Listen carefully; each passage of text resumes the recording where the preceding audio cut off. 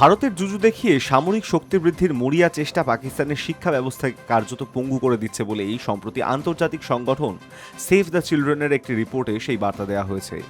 Pakistan economic সার্ভের দেওয়া তথ্য থেকে জানা যাচ্ছে 2024 সালের জুলাই থেকে 2025 সালের মার্চ পর্যন্ত শিক্ষা খাতে ব্যয় 29% কমে গিয়েছে। 2018 সাল থেকে জিডিপির অনুপাতে শিক্ষা খাতে বরাদ্দ ধারাবাহিকভাবে কমে বর্তমানে দাঁড়িয়েছে মাত্র 0.8%, যা পাকিস্তানের ইতিহাসে সর্বনিম্ন। এর পরিণামে পাকিস্তানে প্রতি 3 জন শিশুর মধ্যে একজন স্কুল শিক্ষা থেকে বঞ্চিত হচ্ছে বলে সেভ দ্য চিলড্রেনের রিপোর্ট জানাচ্ছে। সংখ্যায় তারা 2.5 কোটিরও বেশি। রাষ্ট্রপুঞ্জের সুপারিশ অনুযায়ী কোনো দেশের জিডিপি 4-6% হওয়া উচিত। পাকিস্তানের অবস্থান সেই সুপারিশকৃত মানের অনেকটা নিচে।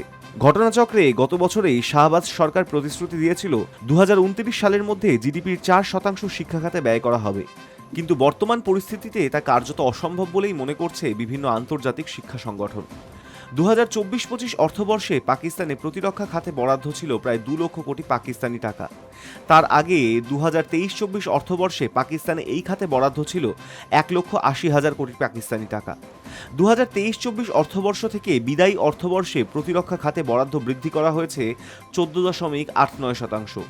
চলতি অর্থবর্ষে সেই বরাদ্দ আরও বৃদ্ধির ঘোষণা করেছে শাহবাজ সরকার। High news network.